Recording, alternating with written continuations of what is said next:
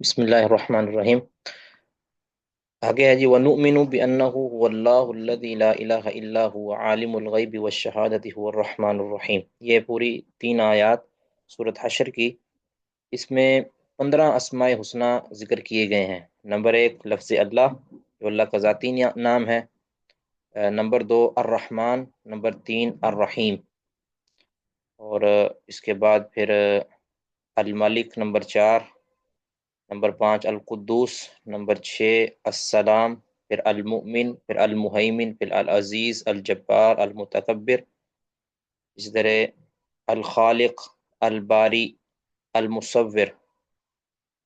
ठीक है, आगे अल अजीज़ और अल हकीम। ये अल्लाह ताला के कोई 15-16 अस्मा इसमें ज़िक्र किए गए हैं। तो इस एतबार से ये आयत मुताला के वाले से इंतहाई अहमियत की हामिल है। वैसे तो कुरान पाक का सारे मकामात ही अहमियत की हामिल है, लेकिन हमारे इस अस्माए हुस्ना के हवाले से ये बड़ी अहमियत की हामिल आयात हैं। तो वनुमिनु, यानी अल्लाह ताला पर मैं ईमान लाता हूँ, बिअन्नहु, कि अल्लाह रब्बुल इज़्ज़त की ज़ात, हुवल्लाहुल्लज़ी, आगे फिर आयत अभी वजह पहले बयान कर दी है कि वो नस को जिक्र करके साथ मसला भी, दलील भी आ गई और मसला भी वहाँ साबित कर दिया।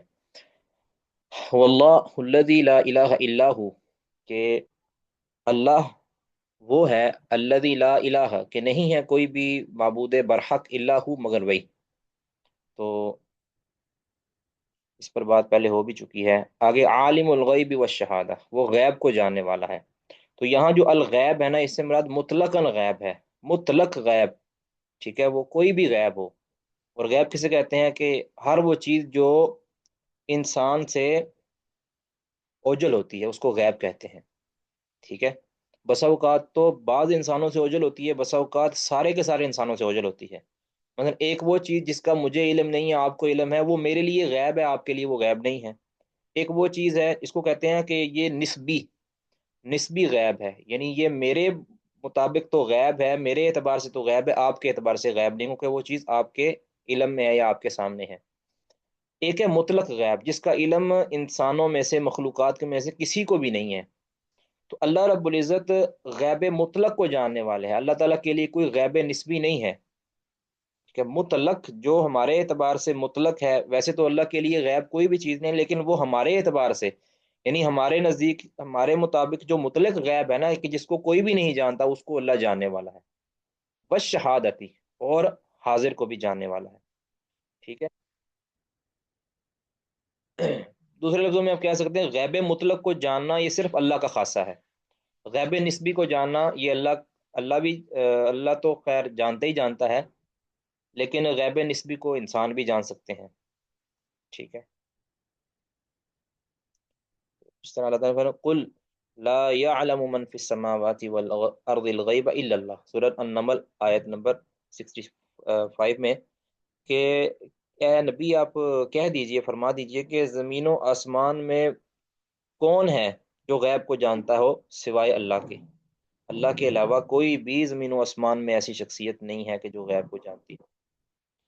तो लिहाजा जिसने गैब मुतलक का दावा किया है ना, कि फलां हस्ती मुतलकन हर चीज कुल कायनात को जानती है, तो वो तो काफिर है। क्योंकि वो अल्लाह रब्बुल इज़्ज़त का इनकार कर रहा है। अल्लाह ताला ने वाज़ेह तौर पर फरमाया कि ज़मीन व आसमान में जो मुतलक गैब है, कुल्ली गैब है, उसको कोई भी नहीं जानता। हाँ, ये ज़रूर है कि अल्लाह ताला ने अपने गैब की जो कुछ बातों पर बाज़ अपने बंदों को मुत्तले किया है।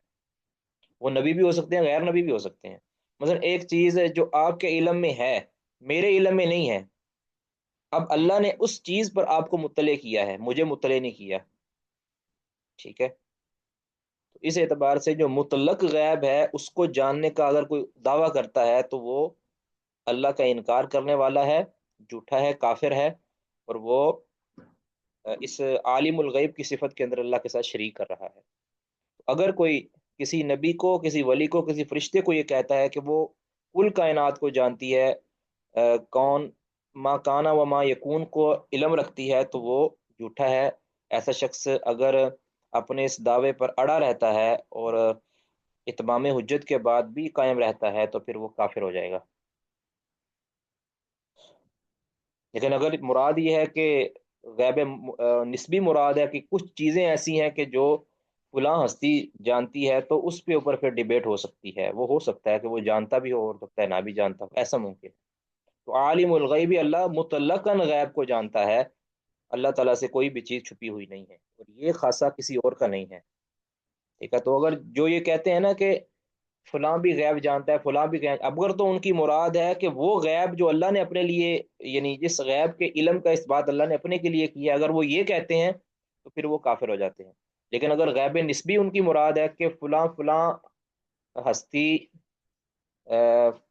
یہ بھی جانتی ہے وہ بھی جانتی ہے، یعنی مطلق غیب کی بات نہیں کرتے، تو پھر اس کے اوپر بات ہو سکتی ہے کہ اس کی بات درست بھی ہو سکتی ہے، غلط بھی ہو سکتی ہے۔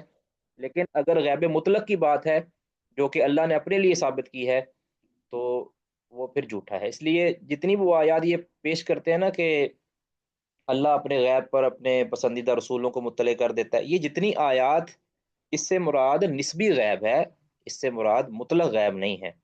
تو اللہ نے اپنے لیے جو ثابت کیا ہے وہ غیب مطلق ثابت کیا ہے، اور اپنے پیغمبروں کے لیے جس کے جاننے کا اس بات کیا ہے وہ ثابت کیا ہے نسبی غیب کا۔ اس کو خوب سمجھ لیا جائے۔ کسی کا کوئی سوال اس میں جی؟ کوئی سوال؟ آگے جی، عالم الغیب والشہادہ، شہادہ یعنی اللہ رب العزت حاضر کو بھی جانتا ہے، اس پر یعنی کوئی چیز بھی غیب نہیں ہے، وہ شہادہ لوگوں کے لیے شہادہ ہے، اللہ کے لیے تو ہر چیز شہادہ ہی شہادہ ہے۔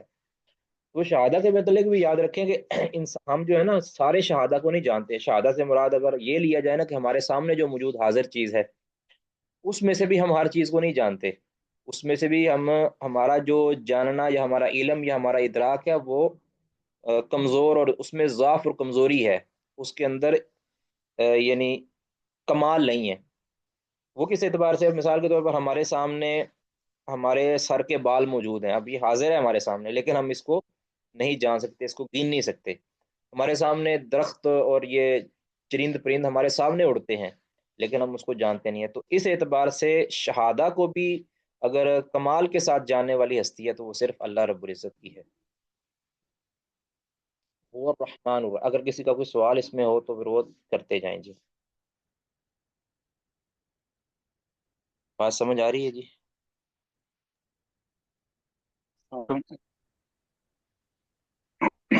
ایک سوال تھا اس میں، جی جی۔ کیا جو ایسا ہے جو مطلق غیب کا معنی قائل ہو کہ اللہ کے علاوہ بھی کوئی مطلق غیب جانتا ہے؟ جی میں آپ کے سوال سمجھا نہیں، آپ شروع میں آپ نے کیا فرمایا؟ آواز کٹ گئی تھی۔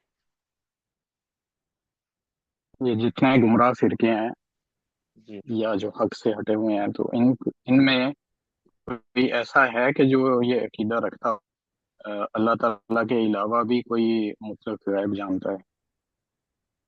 دیکھیں یہ تو سر عام کہتے ہیں نا، وہ ماں کانا و ماں یکون کا علم نبی صلی اللہ علیہ وسلم کو ہے، کتنے لوگ کہتے ہیں، ایسے لوگ موجود ہیں جو بالخصوص جو صوفیہ قسم کے لوگ ہیں، وہ کہتے ہیں کہ نبی صلی اللہ علیہ وسلم پر ہر چیز منکشف ہے، اگرچہ وہ یہ ساتھ ضرور کہتے ہیں کہ اللہ تعالیٰ نے یہ آپ کو جو خوبی دی ہے، آپ سے کوئی چیز چھپی ہوئی نہیں ہے، یہ ضرور کہتے ہیں، لیکن وہ اللہ تعالیٰ نے جو دی ہے یا نہیں دی، یہ بھی تو ایک مسئلہ ہے نا کہ اللہ نے وہ خوبی نبی صلی اللہ علیہ وسلم کو دی ہے کہ نہیں دی۔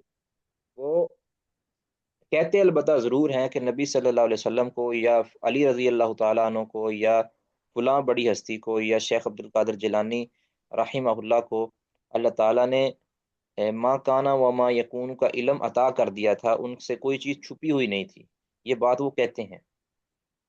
تو ایسے شخص عام جی طور پہ جاہل ہوتے ہیں، عام طور پر جاہل ہوتے ہیں، ان پر فتویٰ یا حکم نہیں لگ سکتا، لیکن اگر وہ جانتے بوجھتے ایسی بات کرتے ہیں تو یہ بغیر کسی شک و شبے کے یہ کفریہ جملہ ہے۔ اللہ عالم۔ ٹھیک ہے، جزاک اللہ خیر۔ وہ الرحمن الرحیم، آگے جی الرحمن ہے اور رحیم ہے۔ الرحمن اور رحیم پر پہلے ہم ویسے بات کر بھی چکے ہیں، یہ اللہ تعالیٰ کے دو نام ہیں جو رحم سے، صفت رحمت، یعنی معنی اس کا کیا ہوگا؟ رحمت والا، الرحمن الرحیم۔ اب اس کے اندر یہ فرق یہ تو نہیں ہے، یاد رکھیں کہ جس طرح بعض ملحد صفت لوگ کہہ دیتے ہیں کہ یہ جی محمل کلمے ہیں، جس طرح ہوتا ہے نا کہ چٹا سفید جسے ہم کہتے ہیں. اب چٹا کے تاکید کے لیے یا کہہ لیں یا ایک محمل لفظ ہے. لال سرخ، لال بھی وہی معنی ہے، سرخ کا بھی وہی معنی ہے. چٹا سفید کا مطلب ہی تو کئی ظالموں نے یہ تک لکھ دیا کہ الرحمن الرحیم معنی ایک ہی ہے. اللہ تعالیٰ نے اس کو یعنی ایک میں ان میں سے محمل ہے، جیسے چٹا سفید ہوتا ہے نا، نعوذ باللہ، اس طرح الرحمن الرحیم ہے، یعنی دونوں کا ایک ہی مطلب ہے. اب اس میں موجود تو صفت رحمت ہی دونوں کے اندر ہے، یعنی اس کا مادہ تو یہی ہے، لیکن ان میں فرق ہے. وہ فرق ہمارے سمجھ میں آئے یا نہ آئے یہ الگ بات ہے. ٹھیک ہے. ابن عثیمین رحمہ اللہ نے لکھا ہے ایک جگہ پہ الرحمن الرحیم کہتے بھی یہ جو الرحمن ہے یہ وصف کے اعتبار سے ہے، یعنی وصف کے اعتبار سے اللہ رب العزت الرحمن ہے، اور فعل کے اعتبار سے یعنی رحمت کرنے کے اعتبار سے ایک ہے اللہ کے اندر صفت رحمت پائی جاتی ہے، اس اعتبار سے اللہ رحمان ہے. ٹھیک ہے.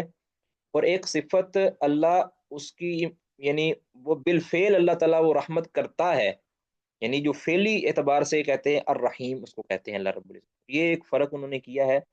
تو اس اعتبار سے جو اللہ کی جو رحمت ہوتی ہے وہ اللہ کا وصف بھی ہے اور اللہ کا فعل بھی ہے. تو اس اعتبار سے جس طرح اللہ تعالیٰ نے فرمایا نا کہ ذو الرحمہ، یہ سورۃ کہف کے اندر فرمایا کہ ذو الرحمہ اللہ تعالیٰ رحمت والا ہے. ٹھیک ہے. اور اسی طرح فرمایا ہے کہ یعذب من یشاء و یرحم من یشاء. اب یرحم من یشاء العنکبوت آیت نمبر 21 میں اللہ تعالیٰ جس کو چاہتا ہے عذاب دیتا ہے، جس کو چاہتا ہے رحمت فرماتا ہے. تو اس اعتبار سے ایک فرق کیا گیا، اور ایک فرق اس اعتبار سے بھی کیا گیا ہے کہ الرحمن کا تعلق ہے اللہ تعالیٰ دنیا اور آخرت، دنیا اور میں کلی ہر ایک بغیر کسی فرق کے اللہ تعالیٰ سب پر رحمت کرتا ہے. اللہ کی رحمت یہ ہر ایک کو شامل حال ہے، یعنی مسلمان کو، کافر کو، اچھے کو، برے کو. جو اللہ تعالیٰ لوگوں کو کھانا دیتا ہے، لوگوں کے ساتھ جو بھی ان کو زندگی دیتا ہے، جتنی بھی ان کو سہولیات اللہ دیتا ہے وہ اللہ کی الرحمن صفت کے تحت ہے. لیکن الرحیم کا تعلق صرف اللہ اپنے مومن بندوں کے ساتھ قیامت کے دن کرے گا. تو اس اعتبار سے بھی فرق کیا جاتا ہے. بہرحال یہ فرق ہمیں سمجھ آئے یا نہ آئے یہ محض تکرار نہیں ہے. یہ سمجھنا چاہیے کہ یہ تکرار یا یہ ان میں سے کوئی محمل کلمہ نہیں ہے. چٹے سفید والی صورت یہاں نہیں ہے، لال سرخ والی صورت یہاں نہیں ہے. لال سوا بھی کہتے ہیں جس کو ہماری پنجابی میں. تو یہ والی صورت یہاں نہیں ہے. ٹھیک ہے جی. السلام علیکم رحمۃ اللہ. وعلیکم السلام ورحمۃ اللہ. مطلب یہ ایک دفعہ بس کسی کے مشرے پہ ایک تفسیر پڑھنا شروع کی، تو اس میں پھر جب میں یہاں پہنچا نا ابھی تفسیر شروع کی ہے، تو انہوں نے یہی بات جو آپ شروع میں فرما رہے تھے کچھ ملتی جلتی بات کی تھی. کہتے یہ ایسے ہی ہے جیسے ہم کسی کو کہتے ہیں نا گورا تو وہ چٹا تفہیم کی یا بات تو نہیں کر رہے لمبا آپ. تڑنگا. آپ تو تفہیم وہ کی بات کہتے تو نہیں کر رہے. جی جی جی جی. جی بس وہ میں نے تو اشارہ کر وہ میں دیا نے تھا، پھر مجھے پتا وہ تھا. تفسیر جی جی وہی شیخ صاحب. سمجھنے میں والے نے وہ سمجھ گئے ہیں اور جو نہیں سمجھے تو اس کی طرف میں اسی جانا وقت نہیں میں نے وہ چاہتا. بند کر دی. جی ٹھیک ہے، اچھا کیا آپ نے. بس اوقات ہوتا ہے کہ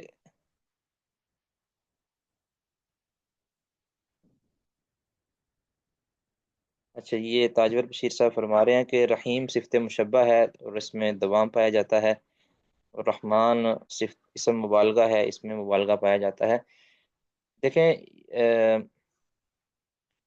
ایک بات یہ ذہن میں رکھیں کہ اللہ رب العزت کی تمام صفات نا اس میں دوام ہے، اس میں انقطاع نہیں ہے. ہاں فعل کے اعتبار سے اللہ تعالیٰ اس کی یعنی افراد جو ہے نا وہ حادث ہو سکتی ہیں افراد. تو یہ ایک یعنی کہہ لو کہ علم الکلام کی زبان میں اس طرح سمجھایا گیا ہے کہ اللہ تعالیٰ صفت رحمت ہے. ٹھیک ہے. اللہ تعالیٰ کی صفت رحمت ہے، اور یہ ما زال یعنی ما زال ہمیشہ سے ہے اور ہمیشہ رہے گی. یہ اللہ تعالیٰ کے ساتھ جو لائق صفت ہے یہ صفت رحمت یہ رہے گی. اب اللہ بالفعل اس کو پرفارم کرتا ہے، اس کو یعنی بالفعل کرتا ہے وہ صفت جو اس کا مستحق ہوتا ہے اس کو عطا کرتا ہے، کسی کو نہیں عطا کرتا. تو ایسا ہو سکتا ہے. باقی یہ ظاہر ہے کہ لغوی اعتبار سے دوام اور مبالغہ یہ پایا جاتا ہے، ایسا ہو سکتا ہے. باقی اس میں کی تو رحیم جی جی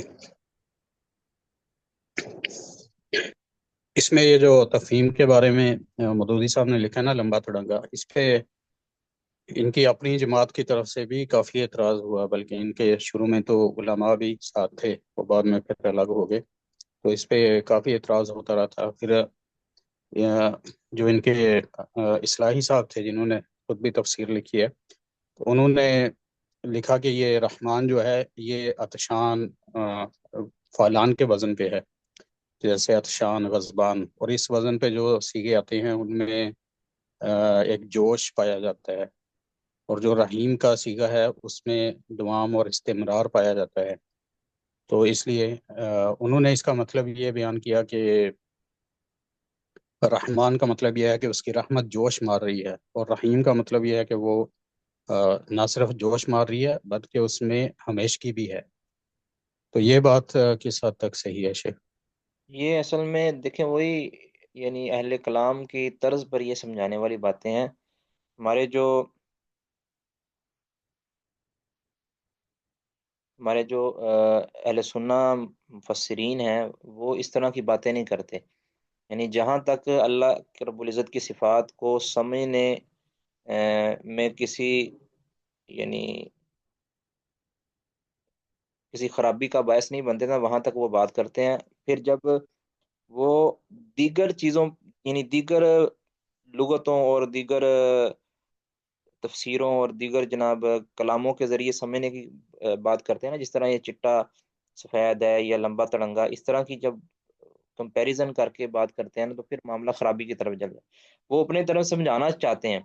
یاد رکھیں کہ صفات کے معاملے کے اندر سمجھانا ان کے معنی کو سمجھا دیا جائے بس، اس سے آگے تمثیل کر کے اور تشبیہ دے کے یا کوئی اور علمی مشگافیاں کر کے اس کی طرف جانے کی ضرورت نہیں ہے۔ باقی وہ جب تک ان کا کلام نہیں پڑھا جائے گا نا اس وقت تک پھر ان پر کوئی مضبوط رد کرنا ممکن نہیں ہے۔ لیکن اتنا ضرور ہے کہ صفات کے معاملے کے اندر اور اسماء کے معاملے کے اندر، ان کی تفسیر کے معاملے کے اندر انہیں انہی تفسیروں پر اکتفا کرنا چاہیے کہ جو ہمارے اہل علم نے کر دیے۔ باقی اگر کوئی چیز سمجھ نہیں آتی تو پھر اس کو چھوڑ دیا جائے، اس پہ مزید کلام کرنے کی ضرورت نہیں ہے، یعنی اللہ کے سپرد کر دیا جائے۔ پھر اللہ کا یہ اسم ہے، اس کے اندر فرق کیا ہے، وہ فرق اگر جائز حد تک سمجھا جائے تو ٹھیک ہے، نہیں سمجھ آتی تو پھر اس کو چھوڑ دیا جائے، کوئی مسئلہ نہیں ہے۔ ان کا جو علم ہے ہمارے متقدمین کا، خاص طور پہ صفات اور عقیدے کے باب کے اندر، وہ کامل ہے، اور انہوں نے انشاءاللہ اسی کے ساتھ اللہ رب العزت کی رضا حاصل کی ہے۔ بہرحال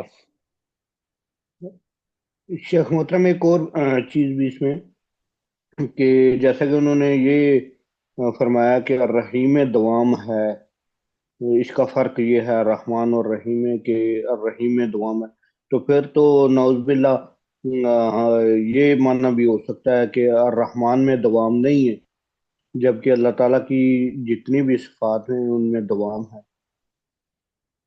یہ تو یہ بات ایک بنیادی ہے کہ اللہ تعالیٰ کی کوئی بھی صفت وہ یعنی کسی وقت بھی معطل نہیں ہوتی، وہ اس میں دوام پایا جاتا ہے، یعنی اللہ کی وہ صفت رہتی ہے۔ ہاں بسا اوقات وہ صفت پھیلی ہوتی ہے، اس کے افراد حادث ہوتے ہیں، لیکن وہ اللہ تعالیٰ کی صفت رہتی ہے، یعنی ہر وقت اللہ رب العزت کی وہ صفت ہے، اللہ سے کبھی وہ صفت چھینتی نہیں ہے، یا اس میں کمزوری نہیں آتی، یا اس میں تعطل نہیں آتا، اتنا تو ہے۔ باقی اس میں مزید میں کچھ نہیں کہہ سکتا فی الحال۔ شیخ محترم، یہ جو جن صاحب نے یہ چٹا گورا لکھا ہے، تو اگر وہ یہ لفظ استعمال نہ کرتے، صرف وہ یہ کہتے کہ ان میں ترادف ہے، یہ رحمان اور رحیم ہے، جی تو پھر یہ کیسا تھا؟ کیا شیخ محترم اللہ کے اسماء میں ترادف ممکن نہیں ہے؟ ہاں ممکن ہے، اللہ تعالیٰ کے اسماء کے اندر ترادف ممکن ہے، لیکن یہ یاد رکھیں کہ جب ایک جگہ پہ ذکر کیا جائے نا، جب اللہ تعالیٰ نے کوئی بھی چیز کو ایک جگہ پہ ذکر کیا ہے نا، تو اس میں ترادف کی بجائے یہ کہہ دیا جائے نا کہ اس میں ظاہری طور پہ ترادف ہے، لیکن لازمی طور پر اس کے اندر اللہ رب العزت نے یعنی کوئی نہ کوئی فرق رکھا ہوگا، وہ فرق ہماری سمجھ میں آ جائے تو درست ہے، نہیں تو اس کا علم اللہ کے سپرد کر دیا جائے، کہ نا۔ ویسے تو ترادف ہوتا ہے اللہ تعالیٰ کی صفات کے اندر، لیکن وہ معنوی طور پر اس کی آگے مزید اس میں کوئی لغوی فرق ہو سکتا ہے، اس کے اندر کوئی تفسیر کے اندر کوئی تھوڑا فرق ہو سکتا ہے، یا اس کے اندر کوئی خاص یا عام کا معاملہ ہو سکتا ہے، ایسا ہو سکتا ہے۔ جس طرح کئی ایک صفات آگے بھی آئیں گی، ان کے اندر بھی اس طرح کا کوئی معاملہ موجود ہے کہ خاص یا عام والا معاملہ اس کے اندر بھی ہوتا ہے۔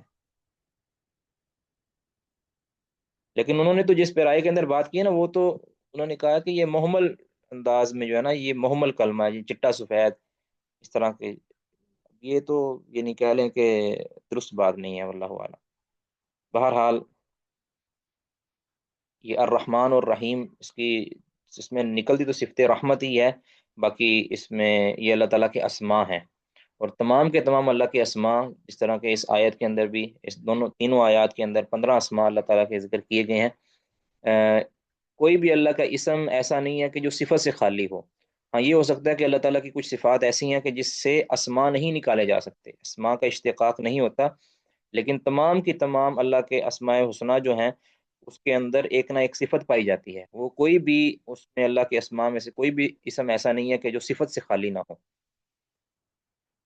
بہرحال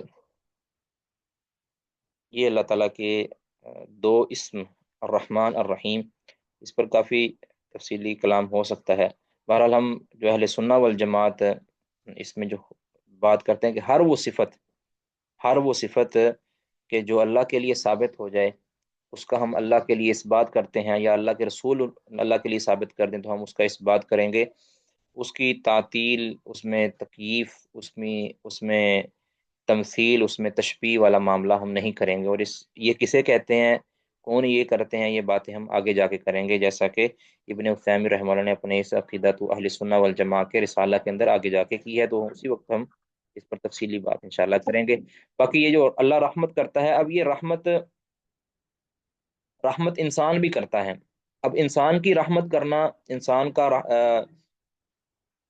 الراحمون یرحمہم الرحمن، ایک حدیث آتی ہے نا، الراحمون یرحمہم الرحمن، کہ رحم کرنے والوں پر ہی رحمان رحم کرتا ہے۔ ٹھیک ہے، تو اب یہ رحم کرنا یہ انسان کی بھی صفت ہے اور بندوں کی بھی صفت ہے۔ اب اس پر ہم نے ویسے پہلے بات کر دی تھی، ایک عمومی جو اصول تھا نا، وہ بیان کر دیا تھا کہ اللہ تعالیٰ کی ہر وہ صفت کہ جو بندوں اور اللہ کے درمیان مشترک ہے، اس میں اللہ کے لیے کمال مطلق ہوگا اور دوام ہوگا، اور بندوں کے لیے کمال مطلق نہیں ہوگا، محض لفظی تشبیہ ہوگی۔ بندوں کے لیے بندوں کے لائق جو وہ صفت ہوگی، اور اللہ کے لیے جو اللہ کے لائق ہوگی صفت وہ ہوگی۔ یہ ایک عمومی اصول ہے کہ اللہ وہ صفات کے جو بندوں اور اللہ کے درمیان مشترک ہیں، اس میں اللہ کے لیے اس صفت کا کمال مطلق ہوگا، اور بندوں کے لیے کمال نہیں ہوگا، کمال مطلق نہیں ہوگا، وہ اس کے اپنے صفت کے لائق ہوگا جو اس کی شان ہے۔ اور اسی طرح اللہ کے لیے وہ دوام ہوگا اور بندے کے لیے وہ دوام نہیں ہوگا۔ ٹھیک ہے، یہ ایک عمومی قاعدہ۔ تو بینی ہی صفت رحمت کے اندر بھی بندہ بھی رحمت کرتا ہے، اللہ بھی رحمت کرتا ہے، تو اللہ کا رحمت کرنا، اس میں دوام پایا جاتا ہے اور اس کے اندر کمال پایا جاتا ہے۔ اور بندے کے اندر جو بندے کا رحمت کرنا ہے، اس کے اندر ایک تو دوام نہیں پایا جاتا، دوسرا اس کے اندر کمال نہیں پایا جاتا، بلکہ یہ بعض صورتوں کے اندر اس میں نقص ہے، اور جو اس مخلوق کے لائق ہے وہ اس کے رحمت ہوگی۔ تو اللہ کی رحمت یہ وسیع ہے اور عظیم ہے، لیکن بندے کی رحمت قلیل ہے اور کمزور ہے، ضعیف ہے۔ ٹھیک ہے، اس کو بس سمجھ لیا جائے۔ اور ایسا بھی ہوتا ہے، یہ بھی ایک بڑی پیاری بات، کہ اللہ کی جو رحمت ہے وہ یعنی ایسی رحمت ہے کہ جو مبنی بر حکمت ہے، یا یعنی اس کے اندر کمال اس اعتبار سے بھی ہے کہ اللہ کی وہ رحمت اللہ اسی جگہ پر کرتا ہے کہ جہاں پہ وہ کرنا بنتا ہے۔ ٹھیک ہے، یعنی اللہ تعالیٰ ایک ایسے شخص پر یا ایسی چیز پر رحمت نہیں کرتا کہ جو اس کا مستحق نہ ہو۔ اللہ مستحق پر ہی رحمت کرتا ہے، جبکہ بندہ کبھی مستحق پر رحمت کرتا ہے اور کبھی غیر مستحق پر بھی رحمت کرتا ہے۔ ٹھیک ہے، بندہ کبھی مستحق پر رحمت کر دیتا ہے اور کبھی غیر مستحق پر بھی کر دیتا ہے، لیکن اللہ رب العزت کی ذات شان یہ ہے کہ اللہ ہر اس شخص پر ہی رحمت کرتا ہے، اس چیز پر ہی رحمت کرتا ہے کہ جو اس چیز کی لائق ہے۔ یعنی اللہ کی رحمت کے اندر کمال کی حکمت پائی جاتی ہے، جو ہماری سمجھ میں آئے یا نہ آئے الگ، لیکن ہم نے عقیدہ یہ رکھنا ہے کہ اللہ نے یہ جو رحمت کی ہے، یہ اللہ رب العزت نے اپنے یہ اللہ نے کوئی کہہ لیں اپنی کمزوری دکھا کر رحمت نہیں کی، بلکہ اللہ رب العزت نے یہ رحمت اپنی کمال حکمت کے تحت کی ہے، اور یقینی طور پر اللہ کی نظر کے اندر یہ بندہ اس رحمت کا مستحق تھا، اسی لیے کی ہے۔ اور جبکہ بندہ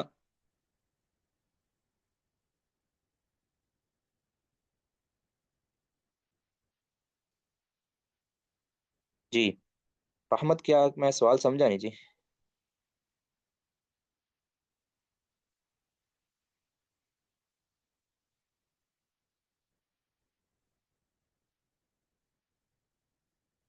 اب مثال اس کی دیکھیں، اب رحمت، بندے کی رحمت کی رحمت کے بات ہوتی جی معنی جی شاید تاجوار بھائی رحمت کا من رحمت کا دیکھیں، کیا ہے، کہتے کس رحمت کا مفہوم یعنی کسی کے ساتھ اچھا کرنا، اور کسی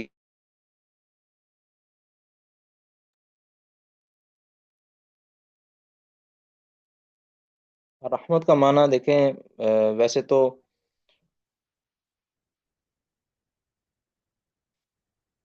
جی رحمت کا مطلب مخلوق کے لیے جب استعمال کیا جائے گا تو اس میں نرمی، شفقت، اس طرح کی محبت والا معاملہ پایا جاتا ہے۔ جب اللہ کے لیے اس کا استعمال ہوتا ہے رحمت کا، تو پھر ایک تو ہے نا کہ اللہ تعالیٰ کی یہ صفت ہے، ایک رحمت پیچھے میں نے بیان بھی کیا تھا کہ رحمت اللہ کی ایک مخلوق بھی ہے جو اللہ پیدا کرتا ہے، ایک رحمت اللہ کی مخلوق بھی ہے۔ اس طرح جنت کے بارے میں اللہ تعالیٰ نے کہا انتی رحمتی ارحم بھی بکی علی من یشاء، کہ تو میری رحمت ہے، یعنی میری مخلوق رحمت۔ تو وہاں ہماری مقصود وہ مخلوق رحمت نہیں ہے، یہاں جو ہے نا ہماری اللہ کی جو صفت ہے، یعنی اللہ رب العزت جو کرم اپنا فضل کرتا ہے اس کے نتیجہ کے اندر جو ایک صفت ایک بندوں میں پائی جاتی ہے نا، ایک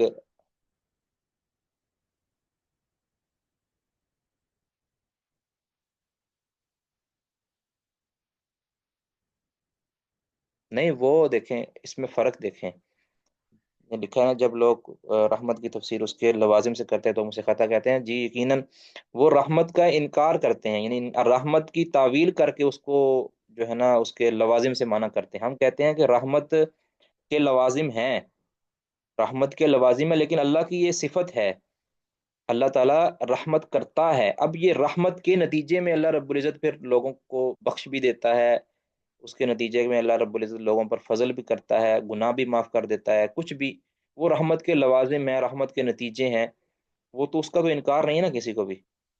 لیکن یہ کہ اللہ رحم کرتا ہے، اللہ شفقت کرتا ہے، اللہ اس کے لوازم جس طرح کہ محبت کرتا ہے، تو وہ اس کے لوازم ہیں، لیکن اللہ کی صفت رحمت موجود ہے باقاعدہ۔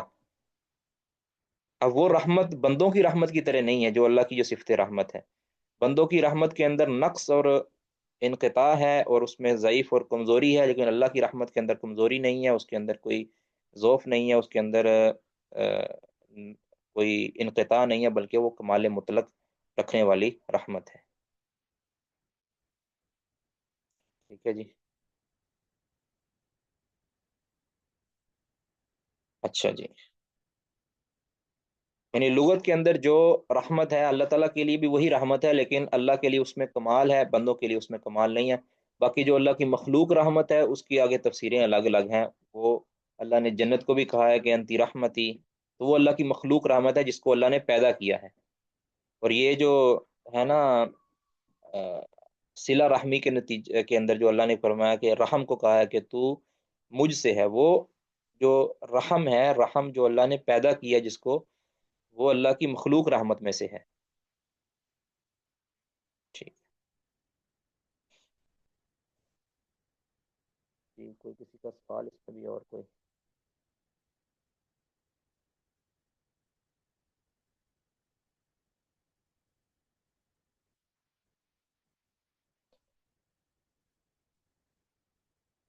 بلکہ ہم یہ بات کر رہے ہیں کہ اللہ تعالیٰ کی جو رحمت ہے وہ کامل ہے، جو اسی شخص پر یا اسی مقام پر ہوتی ہے کہ جب وہ رحمت کا استحقاق رکھتا ہے، اس کے لیے رحمت موزوں ہے۔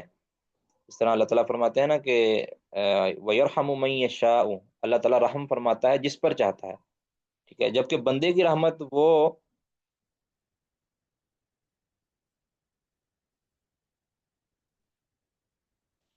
اللہ بندے کی جو رحمت ہے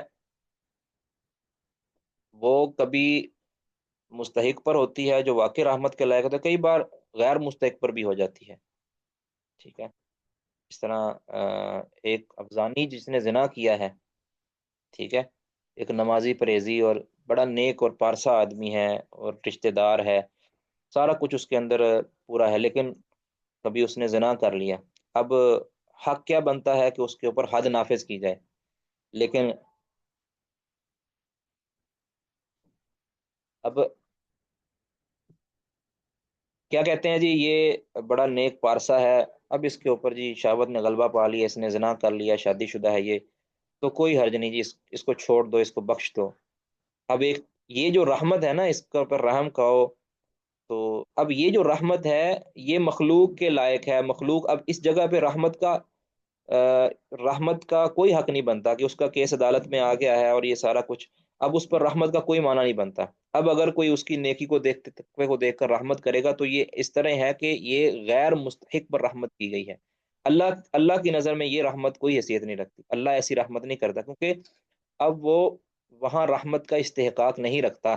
اس لیے فرمایا سورہ نور میں آیت نمبر 2، جب یہ زانی کی سزا بیان کی گئی تو فرمایا ولا تاخذکم بہما رأفۃ فی دین اللہ، اب اس دین یعنی اس حدود کو نافذ کرنے کے اندر تمہیں کسی کی کوئی نرمی یا رحمت یہ تمہیں نہ آم پہنچے، ٹھیک ہے، تمہیں وہ رحمت نہ پکڑ لے یا تمہیں وہ بخشش یا کوئی وہ نرم دلی تمہیں جو ہے نا آ نہ پکڑے، بلکہ تم نے اس پر اللہ کی حد کو نافذ کرنا ہے، یہی اس پر رحمت ہے، ٹھیک ہے، اس سے اس کے گناہ معاف ہو جائے گا اور سارا اس کا کفارہ ہو جائے گا۔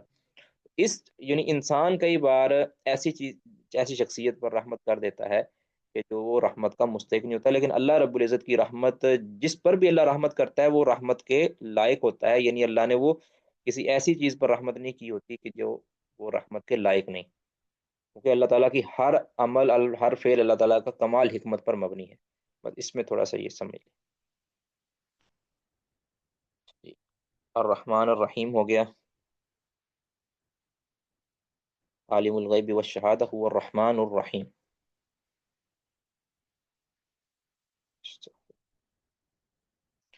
جی آگے ہے هو اللہ الذی لا الہ الا هو الملک القدوس السلام، اس میں بھی اللہ تعالیٰ کی کئی ایک صفات، اللہ الذی لا الہ الا هو، یہ تو ہو گئی اس پر بات۔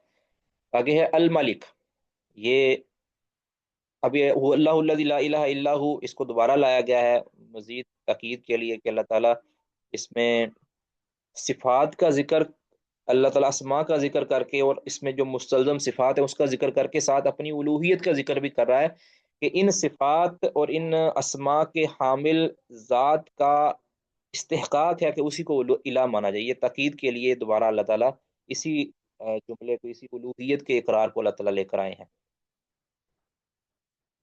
آگے الملک، ملک آپ جانتے ہیں کہ ملک ملک، اس پر بات پہلے بھی ہم ہو چکی ہے، الملک، اور یہ ملک اور المالک دونوں قریب المعنی ہیں، تو یعنی جو بادشاہت والا ہے، ملک والا ہے، سلطنت والا ہے، اور اس میں بھی کمال ہے، یعنی سلطنت کمال، دنیا میں کسی کی ملکیت ہوتی ہے اس میں نقص ہے اور اس میں دوام نہیں ہے، لیکن اللہ رب العزت کے اس ملک کے اندر دوام ہے اور زوال نہیں ہے اور اس میں کمال ہے، اس لیے مالک یوم الدین بھی قرات آئی ہے اور مالک یوم الدین بھی آئی ہے سورۃ فاتحہ کے اندر۔ القدوس، قدوس کا معنی ہے کہ ہر عیب اور نقص اور ہر خرابی سے پاک، القدوس ہر نقص اور ہر خرابی سے پاک۔ تو اس طرح السلام، اس کا معنی بھی تقریباً یہی ہے کہ ہر قسم کے نقص اور ہر قسم کے عیب سے اللہ کی پاکی بیان کرنا، القدوس اور السلام تقریباً ایک ہی ہے،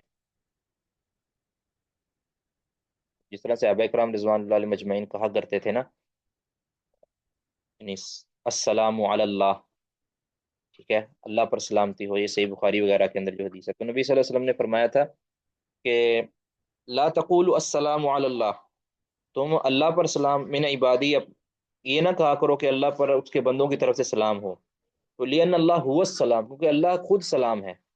کیونکہ اگر ہم یہ کہیں گے نا اللہ پر سلام ہو، تو اس کا معنی یہ ہے کہ شاید اللہ رب العزت کے اندر کوئی نقص ہے جس سے ہم اس کو پاک کر رہے ہیں، یا اس کو منزہ کر رہے ہیں، یا اس کو سالم کر رہے ہیں. تو یہ اللہ رب العزت کے لیے شاید نقص وارد ہو رہا ہے. تو اللہ تعالیٰ تو خود سلام ہے، یعنی اللہ تعالیٰ تو سلام ہے.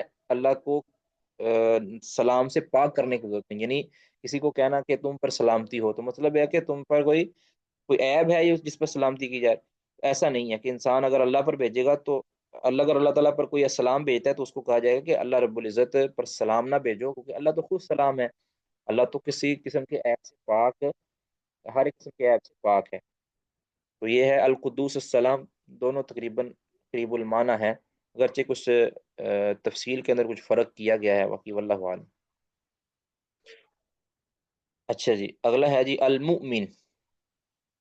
المؤمن اس کے دو معنی کیے گئے ہیں. المؤمن کا ایک معنی ہے امان سے.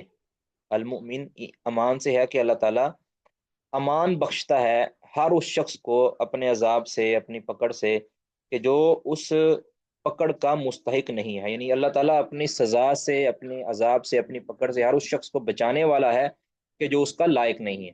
ٹھیک ہے، الامان المؤمن. ٹھیک ہے. دوسرا معنی اس کا یہ ہے کہ المؤمن کا معنی تصدیق کے معنی میں ہے، کہ اللہ رب العزت خود اپنے رسولوں کی تصدیق کرتا ہے کہ یہ میرے رسول ہیں، نشانیوں کے ذریعے، کتابوں کے ذریعے، احکام کے ذریعے جو اللہ تعالیٰ اپنے رسولوں کے ذریعے پہنچاتا ہے. تو اللہ تعالیٰ اپنے رسولوں کی تصدیق کرتا ہے، اور رسولوں کی کہہ لیں کہ لوگوں کو دلیل کے طور پر پیش کرتا ہے کہ میں رسولوں جو ہے نا تصدیق کر رہا ہوں. تو دونوں معنی اس کے ہو سکتے ہیں، کہ ایک تو امان کا معنی کہ اللہ رب العزت اپنے بندوں کو محفوظ رکھتا ہے ہر اس پکڑ سے کہ جس کا وہ مستحق نہیں، ہر اس عذاب سے، ہر اس دنیا اور آخرت کی خرابی سے کہ جس کا وہ شخص مستحق نہیں ہے. اللہ اس کو بچانے والا ہے. دوسرا معنی کہ وہ اپنے رسولوں کی تصدیق کرتا ہے. دونوں معنی ہو سکتے ہیں کہ اللہ رب العزت، آپ جانتے ہیں نا کہ اللہ تعالیٰ باطل کو باطل کر کے دکھاتا ہے اور حق کو حق کر کے دکھاتا ہے. تو اس اعتبار سے یہ المؤمن کا تفسیر یہ ہو جائے گی. آگے ہے جی المہیمن. المہیمن یہ صفت ہیمن اس میں ہے، ہیمنا یہیمن سے، یہ مہیمن یہ ہے اسم فائل. تو ہیمن بھی کہتے ہیں سلطنت کو اور حکومت کو، نگرانی کو. تو اللہ تعالیٰ نگرانی کرنے والا ہے، اور اللہ بادشاہت والا ہے، اللہ تعالیٰ سلطہ والا ہے، اور اللہ حکم والا ہے. جس پر چاہتا ہے اللہ رب العزت فیصلہ کر دیتا ہے، جو چاہتا ہے اللہ تعالیٰ وہ فیصلہ کر گزرنے کی صلاحیت رکھتا ہے. یہ المہیمن کے اندر آ جاتا ہے. تو آگے ہے جی، یعنی اب دیکھیں قرآن پاک کے اندر آیا ہے نا سورۃ المائدہ 48 میں کہ وَأَنزَلْنَا إِلَيْكَ الْكِتَابَ بِالْحَقِّ مُصَدِّقًا لِمَا بَيْنَ يَدَيْهِ مِنَ الْكِتَابِ، کہ ہم نے آپ کی طرف حق کے ساتھ کتاب بھیجی ہے کہ جو بین یدیہ من الکتاب، پہلی کتابوں کی تصدیق کرتی ہے، وہ مہیمن علیہ، اور یہ قرآن اس پر مہیمن ہے، یعنی اس پر فیصلہ کرنے والا ہے کہ اس کے اندر کون سی بات، پہلی کتابوں کے اندر کون سی بات سچی ہے اور کون سی غلط ہے. یعنی فیصلہ کن حیثیت رکھتا ہے، یا یہ ہے کہ اس پر نگرانی کرنے والا ہے، کہ نگہبانی کرنے والا ہے، کہ اس کو کہہ لیں آپ اس کے لیے آئینہ کی حیثیت رکھتا ہے کہ اب قرآن نے جو نصاب دیا ہے وہ نصاب اگر انجیل اور تورات کے اندر تمہیں آیات میں نظر آئے تو پھر سمجھ لو کہ وہ آیات سچی ہیں، اور اگر اس کے اندر قرآن کے خلاف نظر آئے تمہیں، یعنی عقیدے کی بات ہو رہی ہے نا، جو ایمانیات کی بات، اس کے خلاف تمہیں نظر آئے تو پھر یاد رکھو کہ اس کے اندر تحریف کر دی گئی ہے. ٹھیک ہے. تو یہ مہیمنن کا معنی یہ ہوتا ہے. العزیز، عزیز آپ جانتے ہیں اس سے ہے غلبہ، تو قوت. تو یہ غلبہ، قوت، اور اب اس میں تین چیزیں ہو سکتی ہیں. اس میں تین چیزیں، العزیز کا معنی کے اندر تین چیزیں آ سکتی ہیں۔ ایک تو ہے کہ اللہ شان و شوکت کے اعتبار سے اللہ عزیز ہے، شان و شوکت کے اعتبار سے، یعنی جس کو کہتے ہیں عزت الشرف و سیادہ، اللہ تعالیٰ کو عزت جو حاصل ہے یہ شرف اور عظمت کی حاصل ہے، ٹھیک ہے، کمال کی حاصل ہے۔ تو جیسے اسی کے اندر اللہ تعالیٰ نے فرمایا تھا نا، السید اللہ، السید اللہ، کے سید کون ہے؟ اللہ، یعنی یہ سیادت والی جو عزت ہے، ٹھیک ہے، یہ اللہ رب العزت کو حاصل ہے۔ یعنی عزت کے معنی کے اندر جو ہوتی ہے نا علو قدر، شرف، مقام، یہ مراد۔ دوسرا معنی عزت کے اندر یہ ہو سکتا ہے کہ غلبہ، غلبہ اور قہر، ٹھیک ہے، اللہ تعالیٰ ہر چیز پر غالب ہے، واللہ غالب علی امرہ، اللہ تعالیٰ اپنے ہر معاملے پر غالب ہے، ہر چیز پر غلبہ حاصل کرنے والا ہے، ٹھیک ہے، یعنی ہر چیز پر اللہ غالب ہے۔ تو یہ عزت الغلبہ یا عزت القہر آپ کس کو کہہ سکتے ہیں، اس طرح ہے نا قرآن پاک کے اندر کہ وَتُعِزُّ مَن تَشَاءُ وَتُذِلُّ مَن تَشَاءُ، کہ اللہ جس کو چاہتا ہے اللہ تعالیٰ عزت دیتا ہے، اور جس کو چاہتا ہے نیچا کر دیتا ہے، رسوا کر دیتا ہے۔ اب یہ غلبہ کے ذریعے اللہ رب العزت کرتا ہے۔ تو یعنی عزیز کا معنی یا عز کا معنی جو ہے یہ غلبہ کے طور پر بھی استعمال ہوتا ہے، جس طرح منافقین نے کہا تھا نا سورہ منافقون کے اندر آیت نمبر 8 یقولون لئن رجعنا الى المدینة لیخرجن الاعز منها الاذل، کہ نکال لے گا اعز، یعنی اس سے مراد ان منافقوں نے اپنے آپ کو خود لیا تھا، عبداللہ بن ابی منافق نے، الاعز جو زیادہ غالب ہے وہ نکال دے گا، منہا اس مدینہ سے، الاذل زیادہ کم تروں کو۔ تو اس میں غلبہ کی طرف اشارہ ہے، یعنی عزت یہ غلبہ والی عزت ہے، قہر والی عزت ہے، یعنی بالجبر، ٹھیک ہے، غلبہ کے ساتھ بالجبر ہم ان کو نکال دیں گے۔ تو یہاں اعز یعنی عزت القہر یا عزت الغلبہ یہاں مراد ہے۔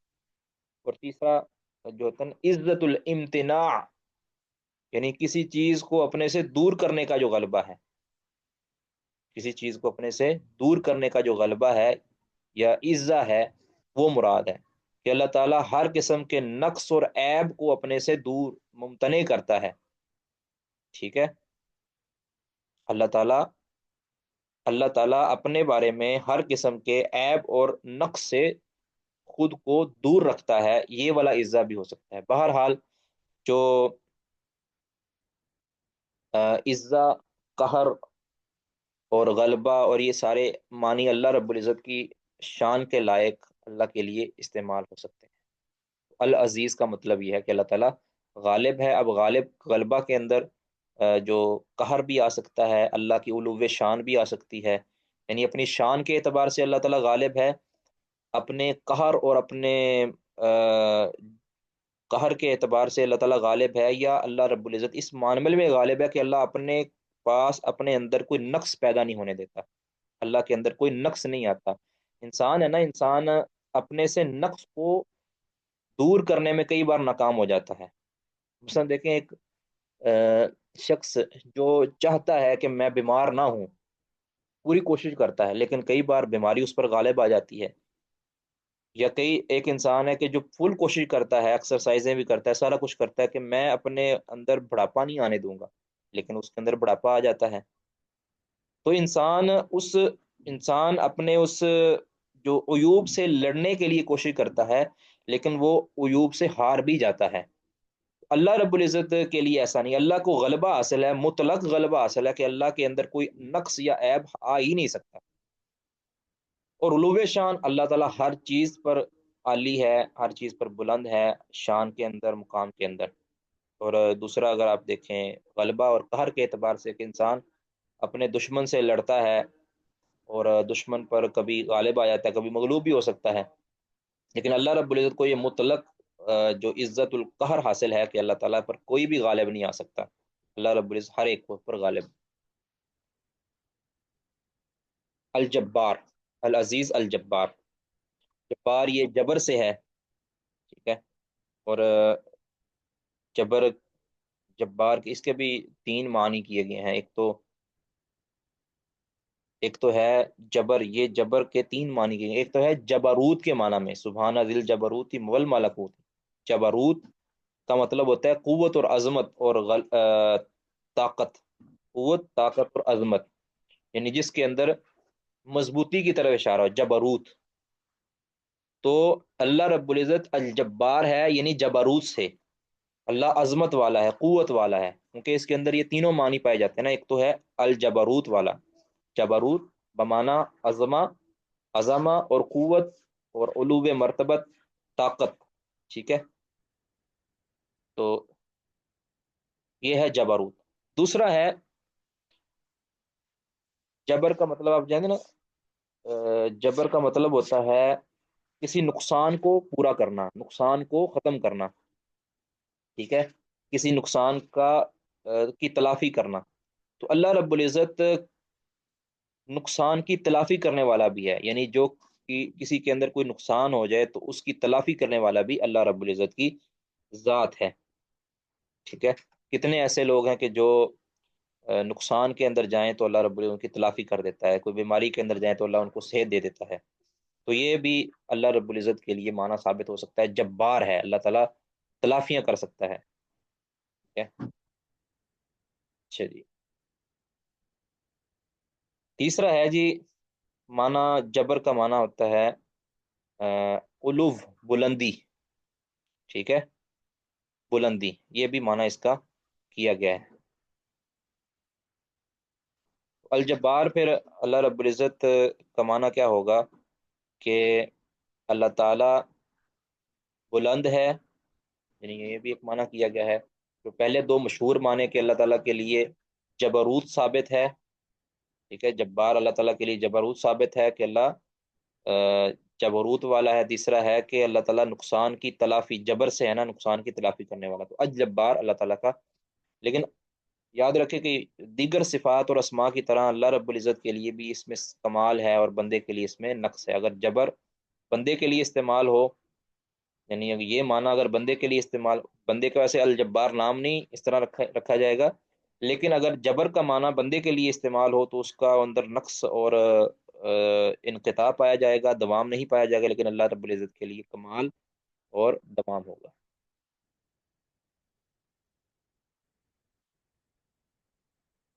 آگے ہے جی المتکبر۔ متکبر کا معنی جو ہے نا کبریائی والا، المتکبر کا معنی یعنی جس طرح ہم کہتے ہیں نا متکبر، یہ ہم یعنی برے معنی میں استعمال، الکبریا والا، کبریائی والا، ٹھیک ہے۔ تو جس طرح قرآن پاک میں الجاسیہ سورہ الجاسیہ آیت نمبر 37 کے اندر فرمایا وَلَهُ الْكِبْرِيَاءُ فِي السَّمَاوَاتِ وَالْأَرْضِ، کہ اللہ ہی کے لیے کبریائی ہے آسمانوں اور زمین میں، وَهُوَ الْعَزِيزُ الْحَكِيمُ، اور وہ غالب۔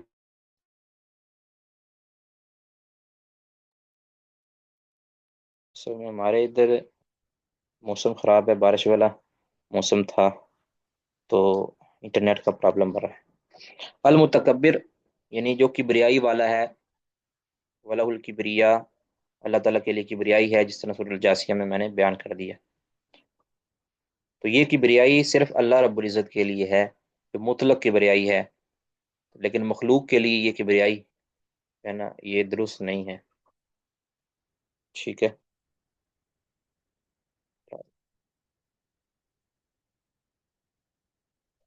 آگے جی سبحان اللہ عما یشرکون، سبحان اللہ عما یشرکون، اس کا مطلب کیا ہے جی کہ سبحان اللہ، اللہ کی پاکیزگی بیان، اسبح سبحان اللہ، یا جس طرح بھی آپ اس کے اندر معذوف نکال لیں، سبحان اللہ یہ مفعول مطلق اور اس کا جو عامل ہے یہ محذوف ہوتا ہے۔ تو سبحان اللہ ہی اللہ تعالیٰ پاک ہے، عما یشرکون، اب ان ما تھا اصل میں، ان ما اس سے جو یشرکون وہ شریک ٹھہراتے ہیں، ٹھیک ہے، یعنی جس اما کے اندر ما اس کو موصولہ بھی بنایا جا سکتا ہے کہ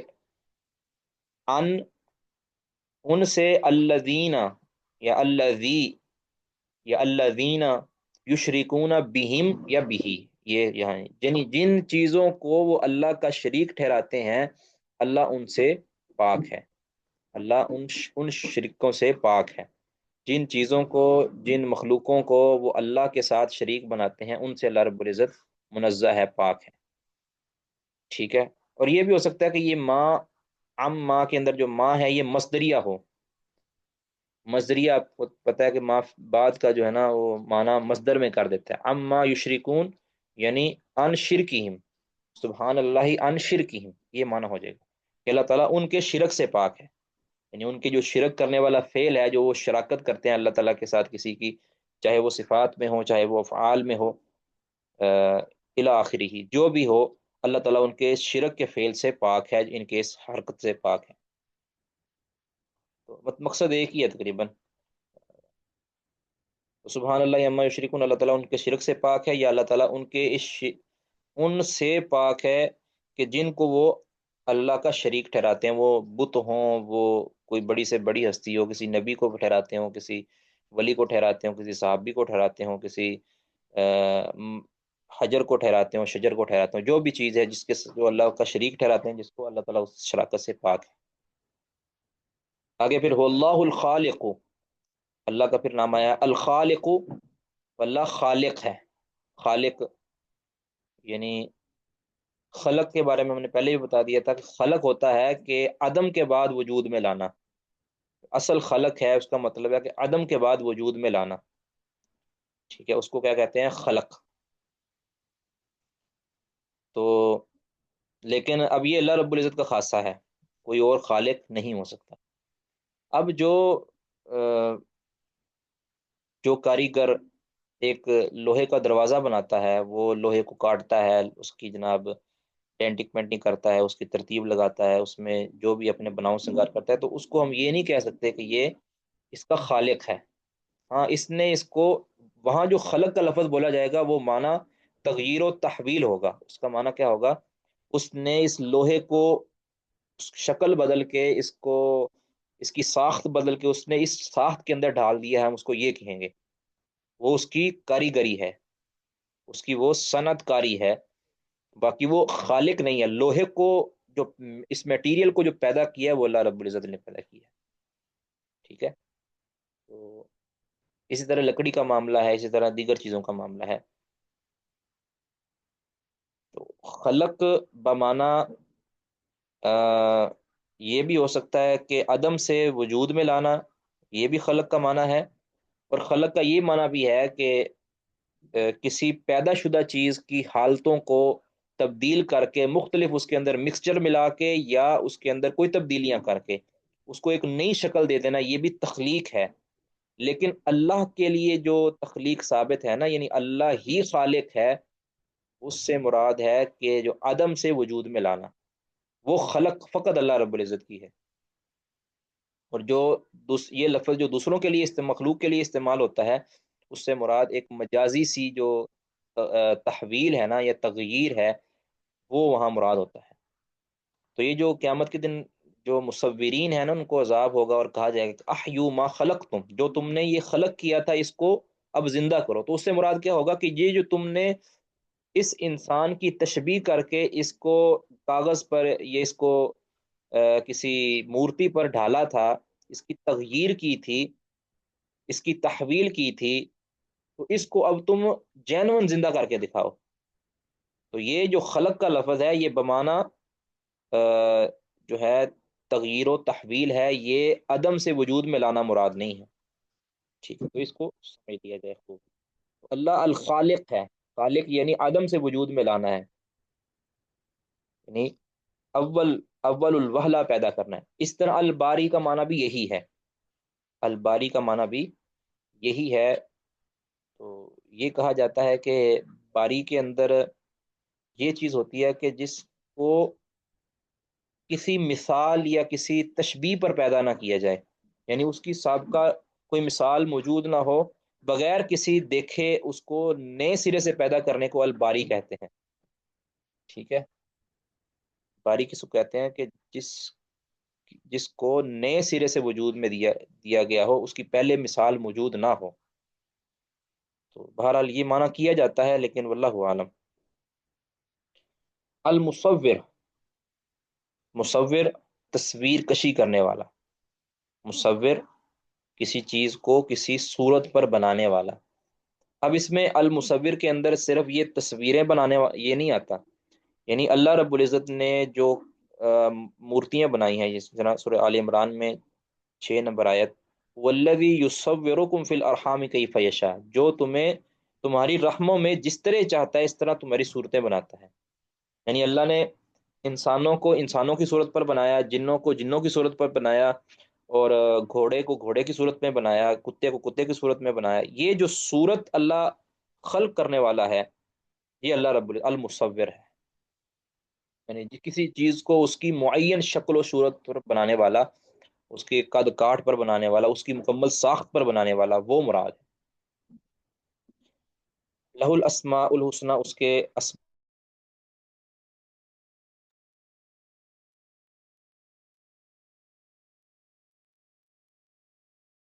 تو لہ الاسماء الحسنی، اسی کے اچھے اچھے ناموں کے لہو، یہ خبر مقدم ہے اور آگے الاسماء الحسنی یہ مقدم ہے، تو اس میں تاکید پیدا ہو جاتی ہے۔ یسبح لہ ما فی السماوات و ما فی الارض، اسی کے لیے تسبیح بیان کرتی ہے اور کرے گی اور ہمیشہ کرتی رہی ہے، ما فی السماوات، ہر وہ شے جو زمینوں میں ہے، اور والارض، اور جو آسمانوں میں ہے اور جو زمین میں ہے، وہ العزیز الحکیم، اور وہ غالب اور حکمت والا ہے۔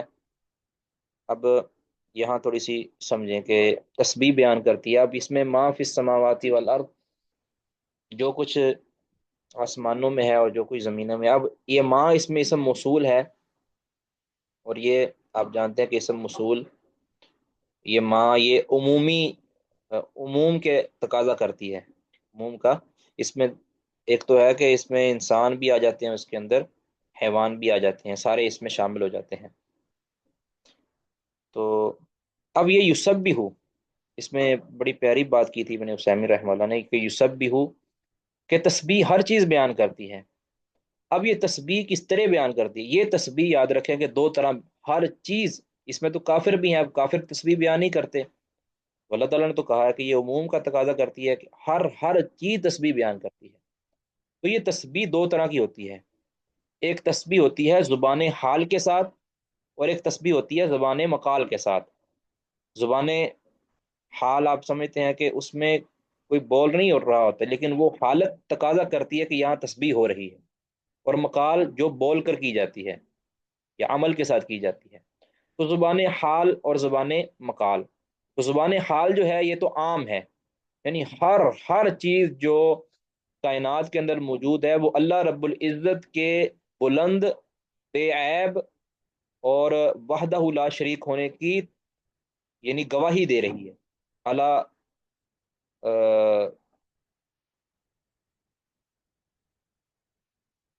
اس طرح ہے جی، وہ شعر ایک، تدل علی انہ واحد، کہ زمین میں موجود ہر شے وہ گواہی دیتی ہے، وہ دلالت کرتی ہے کہ اللہ ایک ہے، یعنی ہر چیز، وہ حتیٰ کہ مشرک اور کافر کے جو اللہ کو مانتے نہیں ہے، ایک ملحد، کہ اگر اس کو دیکھا جائے، اس کی حالت، اس کی جو حالت ہے، اس کی شکل و صورت ہے، وہ بھی گواہی دیتی ہے کہ اس کا ایک صانع ہے، اس کو ایک بنانے والا ہے، یعنی اس کی حالت گواہی دے رہی ہے، اللہ کی تسبیح بیان کر رہی ہے کہ یہ جو جس خالق نے اس کو بنایا، اب گرچہ اس کا کوئی اقرار نہیں کرتا، ایک کافر بھی اللہ رب العزت، اس کی حالت بھی یہ تقاضا کرتی ہے کہ اللہ رب العزت منزہ، ٹھیک ہے۔ اور دوسرے اب یہ کہہ سکتے ہیں کہ جو کافر کی حالت ہے وہ اللہ رب العزت کی تسبیح بیان کرتی ہے، ٹھیک ہے، یعنی جو اس انسان کے اندر اللہ رب العزت نے تخلیق رکھی ہے، جو اس کی شکل و صورت رکھی ہے، یا اس کے اندر جو اللہ نے کوالٹی رکھی ہے، یہ گواہی دے رہی ہے، اس کی کوالٹیاں گواہی دے رہی ہیں کہ اللہ رب العزت منزہ ہے، اللہ کی تسبیح ہے، ٹھیک ہے۔ یہ گویا تسبیح دو طرح کی ہو رہی ہے، ایک تسبیح بلسان الحال اور ایک تسبیح بلسان المقال، یعنی زبان حال کے ساتھ بھی تسبیح ہو رہی ہے اور زبان مقال کے ساتھ بھی تسبیح ہو رہی ہے۔ زبان حال کے ساتھ تو کائنات کی ہر شے تسبیح کرتی ہے، یہ کھلنے والی صبح ہو، کھلنے والا پھول ہو، اور نکلنے والا سورج ہو، چاند ہو، تارے ہوں، سارے اللہ رب العزت کی موجودگی اور اللہ کے وحدہ لا شریک، اللہ کے غالب اور اللہ رب العزت کے یعنی مہیمن اور اللہ رب العزت کے قاہر ہونے کی گواہی دیتی ہیں کہ اللہ کی ذات بڑی مضبوط ہے، بے عیب ہے، نقص سے پاک ہے۔ یہ تسبیح یعنی ان کی حالت، ایک نظام، یہ ساری چیزیں یہ تقاضا کرتی ہیں کہ اللہ رب العزت وحدہ لا شریک ہے، اللہ ہر طرح کے نقص سے پاک ہے۔ دوسری تسبیح وہ ہے مقال کے ساتھ، زبان مقال کے ساتھ جو تسبیح ہے وہ ساری کائنات نہیں کرتی، بلکہ وہ مخلوقات میں سے تو ساری مخلوقات کرتی ہیں سوائے کافروں کے، یعنی کافر جن و انس کے علاوہ سارے کے سارے اللہ رب العزت کی تسبیح اور تنزیہ کرتے ہیں۔ کافر اور مشرک وہ اللہ رب العزت کی پاکیزگی بیان نہیں کرتے، بلکہ وہ اللہ کے ساتھ شریک ٹھہراتے ہیں۔ اس کے علاوہ جتنی بھی مخلوقات ہیں، اشجار ہیں، حجر ہیں، شجر ہیں، جتنی بھی چیزیں ہیں، وہ ساری کی ساری اللہ کی تسبیح زبان حال کے ساتھ بھی کرتے ہیں اور زبان مقال کے ساتھ بھی کرتے ہیں۔ اس طرح سورۃ بنی اسرائیل آیت نمبر 44 میں ہے، اللہ رب العزت نے فرمایا تسبح له السماوات السبع والارض ومن فیہن، کہ ساتوں زمینیں اور آسمان اور ان میں موجود ہر مخلوق، ہر شے وہ اللہ کی تسبیح بیان کرتی ہیں۔ وَإِن مِّن شَيْءٍ إِلَّا يُسَبِّحُ بِحَمْدِهِ، اور کوئی بھی چیز ایسی نہیں ہے کہ جو اللہ کی تسبیح حمد کے ساتھ نہ کرتی ہو، سب کرتے ہیں۔ وَلَكِن لَا تَفْقَهُونَ تَسْبِيحَهُمْ، لیکن تم ان کی تسبیح کو سمجھ نہیں سکتے۔ اور پھر رسول اللہ صلی اللہ علیہ وسلم نے کے سامنے کھانا رکھا گیا اور صحابہ نے کھانے سے تسبیح کی آواز بھی سنی۔ اس کا مطلب ہے کہ زبان حال کے ساتھ تو کرتی ہے نا ہر چیز تسبیح، زبان مقال کے ساتھ بھی کرتی ہے ہر چیز اللہ کی تسبیح کرتی ہے، چاہے وہ ہمارے لیے اچھی ہے یا بری، ہر چیز کرتی ہے۔ ٹھیک ہے، چرند پرند، حلال جانور، حرام جانور، مکروہ جانور، غیر مکروہ جانور، ہر طرح کی مخلوقات وہ تسبیح کرتی ہے، وہ ہمیں سنائی دے یا نہ سنائی دے۔ اللہ تعالیٰ نے سنائی بھی، یعنی سنایا بھی ہے صحابہ کو، تاکہ ایک مہر ثابت ہو جائے۔ اور رسول اللہ صلی اللہ علیہ وسلم نے فرمایا تھا صحیح مسلم کے اندر، جس طرح حدیث ہے نا، آپ نے فرمایا کہ میں مکہ کے اس پتھر کو بھی جانتا ہوں جو مجھے سلام کیا کرتا تھا۔ ٹھیک ہے، یہ دیکھیں ہم ہر چیز کی تسبیح کے قائل ہیں کہ وہ تسبیح کرتی ہے، زبان حال کے ساتھ بھی، زبان مقال کے ساتھ بھی، لیکن جو کافر ہیں وہ زبان حال کے ساتھ، زبان مقال کے ساتھ اللہ کی تسبیح نہیں کرتے۔ بس یہ چیز سب فرق سمجھ لیجیے، مومن انسان اور جن یہ زبان حال کے ساتھ بھی تسبیح کرتے ہیں اور زبان مقال کے ساتھ بھی کرتے ہیں۔ تو اس اعتبار سے آپ کہہ سکتے ہیں کہ کائنات کے اندر زبان حال کے ساتھ ہر چیز تسبیح کرتی ہے، جس کو شے کہتے ہیں، جس کو مخلوق کہتے ہیں، وہ زبان حال کے ساتھ اللہ کی تسبیح کر رہی ہے، لیکن زبان مقال کے ساتھ کافروں کے علاوہ ساری مخلوقات تسبیح کر رہی ہے، کافر نہیں کرتے۔ وہو العزیز الحکیم، اور اللہ تعالیٰ عزیز ہے، حکیم ہے، اس کا معنی ہو گیا حکیم یعنی حکمت سے، حکمت والا ہے۔ آواز نہیں آ رہی؟ یہ آپ کی آواز نہیں آئی مجھے۔ ابھی کچھ ہے آواز ٹھیک ہے نہیں؟ جی آ رہی ہے آواز۔ شیخ صاحب اس رہنمائی میں ہے کہ ایسی مخلوق کے تعالیٰ جس چیز کو انسان نے ہاتھ سے بنا دی ہے نا، جیسے کرسی ہے، میز ہے، فکر کا روڈ ہے، تو ان کے بارے کیا نظریہ؟ چیزیں بھی تسبیح کرتی ہیں جی، ہر چیز۔ وَإِن مِّن شَيْءٍ إِلَّا يُسَبِّحُ لَهُ، اس کا تقاضا ہے کہ ہر چیز جو اللہ کی بنائی ایک منٹ ہوئی شیخ ہے محترم، جی جی جی ایک منٹ، یہ شیخ ارشاد اللہ قصری صاحب حافظ اللہ نے تو یہ بات فرمائی ہے نا، لیکن کچھ کھٹک رہی تھی، تو پھر میں نے سوال کیا کچھ محققین سے نا، انہوں نے کہا کہ اب ایک کٹا ہے وہ رینگ رہا ہے، تو کیا پتا ہے کہ وہ کھانا مانگ رہا ہے یا آگے سے جانور مانگ رہا ہے، کسی کو کوئی پتہ ہے؟ تو کس چیز اس کا یہ وجہ سے یہ دوبارہ ہر بتائیے، چیز کا مطلب دوبارہ بتائیے گا۔ یہی کہ ہر مخلوق جو ہے وہ تسبیح کرتی ہے، ہاں تو جی، اب وہ جی، تو شیخ ندیم ضعیف صاحب نے مجھے کہا کہ بھائی یہ اب ایک مثال ہے، کٹے کی مثال لے لے، وہ جب بولتا ہے تو یہ نہیں پتا کہ وہ بھوک سے بول رہا ہے یا وہ مطلب کہ جانور کے لیے بول رہا ہے، تو یہ ہر چیز کا مطلب صرف ہر چیز کا مطلب اسی طرح نہیں لیں گے کہ ہر چیز، تو بس یہ کہ اللہ نے جو فرما دیا وہ اس پہ ایمان رکھیں، تو یہ ان کا کہنا ہے۔ جی ہر چیز، چاہے وہ اس کی شیخ آواز محترم ہے، ہر چیز ہر چیز دیکھیں کی نا، آواز ہے یا ایسے نہیں ہے۔ اس میں تو کوئی ایسی چیزیں بھی ہے جن کے اندر بدبو ہے، تو یہ بات تھوڑی سی جی سمجھ بے میں نہیں شک، آتی نا، جی دیکھیں، کچھ بدبودار چیزیں ہیں، کچھ نجس چیزیں ہیں، دیکھیں جیسے ہوا ہمیں کا خارج ہونا ہے۔ ہم اتنی ڈیپلی نہیں جائیں گے، آپ زیادہ ڈیپ چلیں گے۔ ہم نے بس یہ عقیدہ رکھنا ہے کہ اللہ رب العزت کی ہر چیز تسبیح کرتی ہے، جو شے ہے نا، جو مخلوق ہے وہ اللہ کی تسبیح کرتی ہے، زبان حال کے ساتھ بھی اور زبان مقال کے ساتھ بھی۔ اب اس میں کوئی دیکھیں، لوگ بڑی دور چلے جائیں گے، اس طرح ہم نہیں کہہ سکتے، ٹھیک ہے؟ بس اسی پر اکتفا کرنا چاہیے۔ نے یہ مغالطہ ڈال دیا نا، وہ اسپیکر پہ بات کر رہے، کہتے ہیں اسپیکر کا جو راڈ ہے انہوں نے انگوٹھے کے ساتھ، انگلی سک کے ساتھ اس کو چھن چھن کیا، تو کہتے ہیں یہ دیکھیں یہ بھی تسبیح کر رہی ہے، تو یہ تو مغالطہ نہیں، تو علماء غلط نے ہے نا ڈالا نا جی، یہ تسبیح دیکھیں، ہمارے اللہ ذہن میں تو تعالیٰ یہ نے سوال ہے۔ تسبیح جو ہے نا، تسبیح کے لیے زبان کا ہونا ضروری نہیں ہے، پہلی بات تو یہ ہے، اس کے لیے آواز کا ہونا ضروری نہیں ہے۔ جو بے جان چیزیں جو پڑی ہے، مٹی ہے مثال کے طور پر، یہ تو نہیں بولتی نا، مٹی بولتی نہیں ہے۔ یہ جو اسپیکر کو چھن چھن کروایا ہے نا، یہ تو ہم نے کروایا ہے۔ وہ ہر چیز جو مخلوق ہے، جو خلق ہے، اللہ نے ہمیں خبر دی ہے کہ وہ تسبیح کرتی ہے، وَلَٰكِن لَا تَفْقَهُونَ تَسْبِيحَهُمْ، تم ان کی تسبیح کی کیفیت کو نہیں سمجھ سکتے، کس طرح تسبیح کرتی ہے تم نہیں سمجھ سکتے، تو پھر ہم کیسے سمجھ جائیں؟ جب اللہ نے کہا کہ تم نہیں سمجھ سکتے تو ہم نہیں سمجھ سکتے، بس اس کو ہم کافی سمجھ لیں گے، ٹھیک ہے نا جی؟ کوئی بھی چیز ہے، اللہ نے فرمایا کہ وہ تسبیح کرتی ہے، وہ تسبیح کس طرح کرتی ہے؟ بول کر کرتی ہے، آواز کے ساتھ کرتی ہے، نہیں کرتی، اس کی زبان کیا ہے؟ کوئی کہہ سکتا ہے کال تو بھی، یہ تو دیکھو، یہ میں نے ٹہنی توڑی ہے، یہ تو میں نے مسواک توڑی ہے، اور مسواک کے اندر میں مسواک کر کے اس کو پھینک رہا ہوں، اس کو میں جناب غلط جگہ پہ پھینک رہا ہوں، تو پھر وہ تسبیح کرتی ہے۔ ہم کیا کہیں گے؟ بس عمومی بات یہ ہے کہ ہم جز کی طرف نہیں جائیں گے کہ چیز بھی کرتی ہے، کہ ہر چیز تسبیح کرتی ہے، اس کی کیفیت کیا ہے یہ اللہ کے علم میں ہے، ہمیں اس کا علم نہیں ہے۔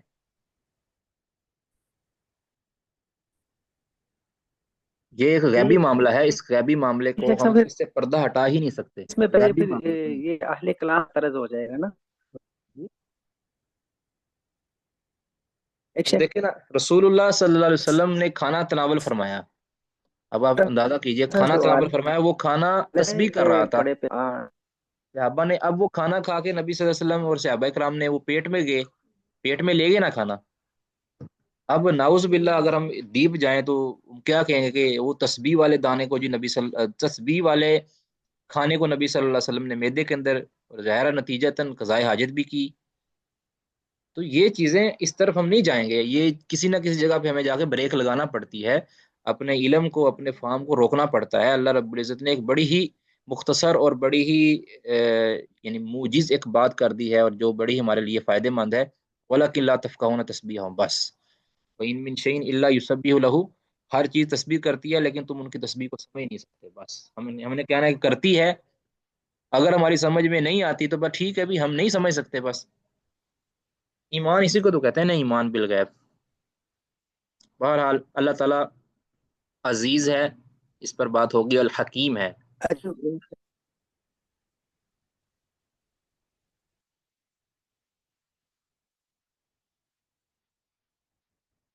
اللہ تعالیٰ عزیز ہے اور الحکیم ہے۔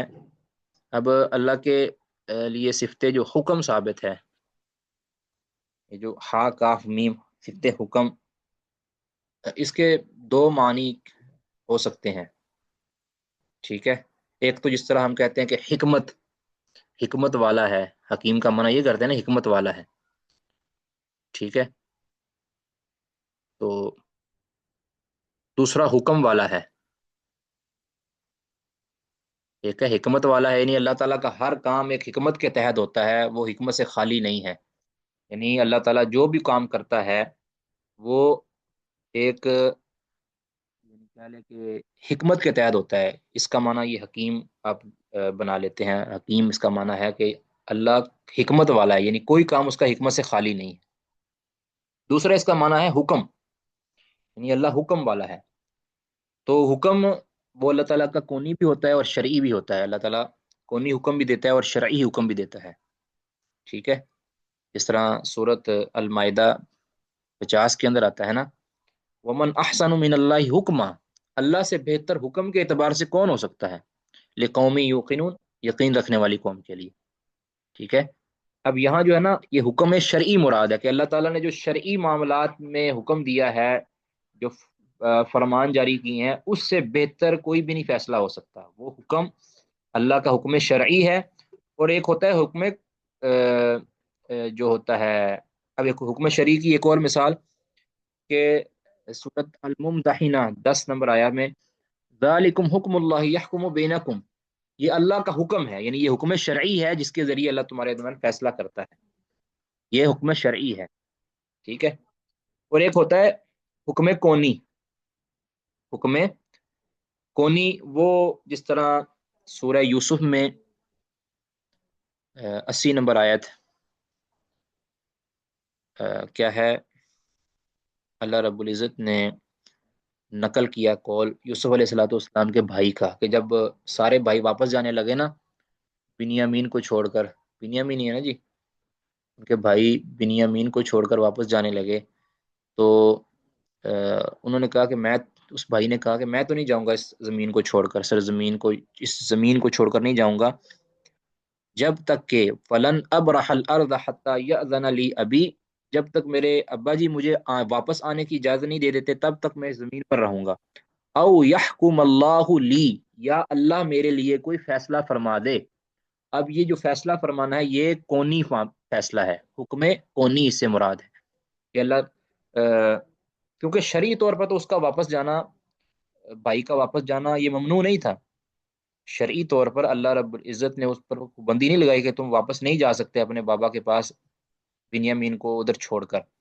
شرعی طور پر کوئی پابندی نہیں تھی، لیکن کونی یہ کہہ رہے ہیں کہ اللہ تعالیٰ میرے لیے کوئی فیصلہ فرما دیں. ٹھیک ہے. تو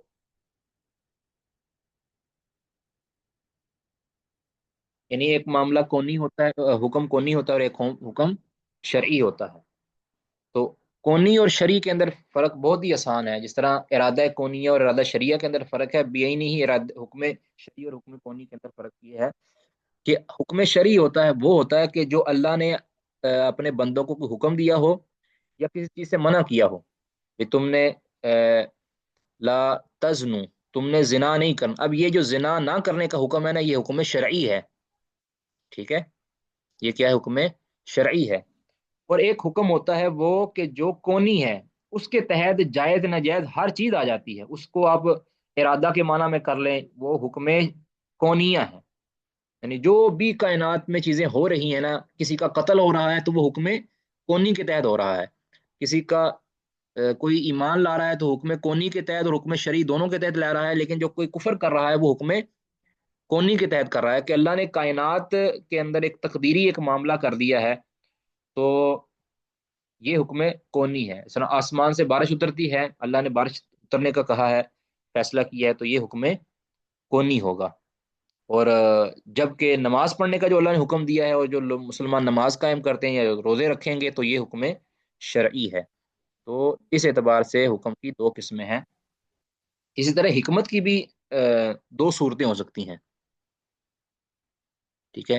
اس پر کافی تفصیل اہل علم نے لکھی ہے، رکھی ہے، کافی اس کی تفصیل ہے. حکم کونی اور حکم شرعی یہ آپ سمجھ جائیں. اور حکم کے پھر دو معنی، ہا کاف میم بادہ کے جو ہے نا دو معنی کہ ایک تو مطلب حکمت سے کہ اللہ تعالیٰ حکمت والا ہے، ہر چیز کو اپنے خاص. اب اس میں بھی ایک حکمت شرعیہ آپ بنا لیں تو ایک حکمت کونیہ بنا لیں کہ کوئی بھی چیز اللہ کی حکمت سے خالی نہیں، لیکن جو ایک حکمت شرعیہ وہ اللہ کو محبوب ہوتی ہے. حکمت کونیہ کے لیے ضروری نہیں ہے کہ اللہ رب العزت کو محبوب بھی ہو. ٹھیک ہے. بالکل ارادہ کونیہ اور ارادہ قدریہ والی صورت ہے. خلاصہ یہ ہے کہ جو حکیم کا ہے، حکیم کا لفظ یہ حکم اور احکام یعنی دوسرے لفظوں میں حکیم کے معنی میں، حکمت کے معنی میں ہے، اور حکم فیصلہ کرنا اس کے معنی کے اندر ہے. اور پھر حکم اس کی دو کونی اور شرعی قسمیں ہیں، ٹھیک ہے. بہرحال اس میں کسی کا کوئی سوال ہے تو وہ کر سکتے ہیں.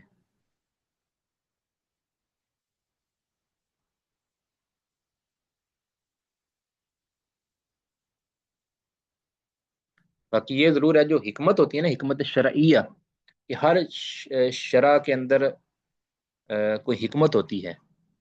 اب اس کی 3 صورتیں ہو سکتی ہیں. کبھی تو وہ حکمت بالکل واضح ہوتی ہے، ٹھیک ہے، وہ حکمت بالکل واضح ہوتی ہے، اللہ تعالیٰ نے کسی سے اس کو اوجل نہیں رکھا، ٹھیک ہے؟ یا اللہ تعالیٰ نے خود اس کو بتا دیا کہ اس کی یہ حکمت ہے، اس چیز کو مشروع کرنے کی حکمت یہ ہے، ٹھیک ہے. کبھی اب دیکھیں نا، جس طرح روزے کے بارے میں فرمایا، یا ایھا الذین آمنوا کتب علیکم الصیام کما کتب علی الذین من قبلکم لعلکم تتقون. اس کی اب حکمت یہ پیچھے بیان کر دی ہے، ایک فائدہ اس کا بیان کر دیا ہے کہ اللہ تعالیٰ تم میں تقوی پیدا کرنا چاہتا ہے. تو اس کے علاوہ بھی اور بھی کئی چیزیں ہیں جن کی حکمت اللہ نے پہلے خود ہی بیان کر دی ہے. تو یہ حکمت واضح ہے جو ہر ایک کو نظر آتی ہے. دوسری قسم کی حکمت وہ ہوتی ہے کہ جو کسی کو بھی نظر نہیں آتی، ہر ایک پر مخفی اللہ نے رکھی ہے. اللہ نے اس چیز کو ہر ایک پر مخفی رکھا ہے، تو اس کے اندر صرف اور صرف اللہ رب العزت کی عبودیت چاہیے، اللہ کی وہ بات ماننا ہے، اللہ کی اس بات کو تسلیم کرنا ہے. اس میں پھر حکمت کی طرف جانا، جب اللہ نے مخفی رکھی ہر ایک پر، تو پھر اس کی طرف نہیں کوئی جا سکتا. تیسری وہ ہوتی ہے کہ جو عوام پر یا جو جہلاء ہیں ان پر اللہ تعالیٰ وہ حکمت واضح نہیں کرتا، ان پر مخفی ہوتی ہے. لیکن جو علماء ہوتے ہیں، راسخین فی العلم ہوتے ہیں، ماہرین ہوتے ہیں، ان کو اللہ تعالیٰ وہ حکمت سے آشنا کروا دیتا ہے. تو ایسی بھی حکمتیں کوئی ہوتی ہیں، کچھ شریعت کے اندر کوئی ایسی حکمتیں بھی ہیں.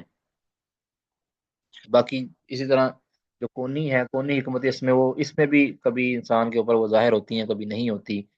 اسی طرح کبھی بالکل ظاہر نہیں ہوتی، کبھی ظاہر ہوتی ہیں، ہر ایک پر ظاہر ہو جاتی ہیں. کبھی ایسا ہے کہ بعض پہ ظاہر ہوتی ہیں، بعض پہ ظاہر نہیں ہوتی. یعنی شرعی ہو حکمت یا کونی ہو، اس میں یہ 3 کیٹیگریاں بنتی ہیں. لیکن ہمارے ذمہ صرف اور صرف یہ ہے کہ ہم اس بات پر ایمان لائیں کہ اللہ رب العزت حکیم ہے. تو یہ سورت حشر کی آخری آیات، اس کے اندر 15 اللہ رب العزت کے اسماء ہیں، اور ان 15 اسماء کے اندر اس کے اندر مستلزم صفات ہیں، مشتمل صفات ہیں، ان کا بھی اقرار اس میں ضروری ہے. کسی کا کوئی سوال مختصر، ورنہ ہم کلاس ختم کریں کے لیے بھی پھر تیاری طے کرنی. جی السلام علیکم شیخ محترم. وعلیکم السلام.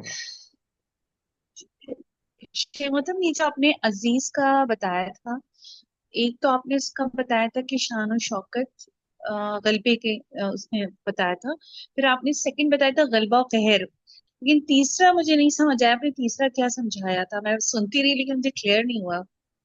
وہ الوف کے بارے میں سمجھایا تھا کہ بلندی، جو عز کا، عزیز کی بات کر رہے ہیں نا. ایک تو بتایا تھا نا کہ جی جی. شان و شوکت میں بلندی، شان و شوکت کے اعتبار سے، دوسرا غلبے کے اعتبار سے، ہوں اور تیسرا بتایا کہ امتناع، یعنی اللہ تعالیٰ اللہ تعالیٰ اپنے سے عیوب کو ممتنع کرنے میں غالب ہے. انسان اپنے آپ سے نقائص اور عیوب کو ممتنع کرنے میں غالب نہیں ہے. ہر ایک کی یہ کوشش ہوتی ہے کہ میں ہر قسم کے عیب سے اپنے آپ کو دور رکھوں، لیکن وہ دور نہیں رکھ پاتا سارے عیوب کو، ٹھیک ہے. ایک دیکھیں نا، اگر آپ اس چیز کو دیکھیں، ایک انسان کہتا ہے کہ مجھے کبھی گھاٹا نہ پڑے، تو لیکن اس کو گھاٹا پڑ جاتا ہے. اب وہ جو گھاٹے والا عیب ہے وہ اس پر غالب آ جاتا ہے، وہ مغلوب ہو جاتا ہے. اللہ رب العزت کے لیے یہ چیز ممتنع ہے کہ اللہ اپنے آپ سے اپنے قریب عیب کو نہیں آنے دے سکتا، اللہ کے اوپر عیب غالب نہیں ہو سکتا. تو اس کو کہتے ہیں عزت الامتناع. سمجھے جی؟ ٹھیک ہے شیخ محترم، جزاک اللہ. بارک اللہ فیکم. سبحانک اللہم وبحمدک، اشہد ان لا الہ الا انت، استغفرک واتوب الیک. السلام علیکم ورحمۃ اللہ وبرکاتہ.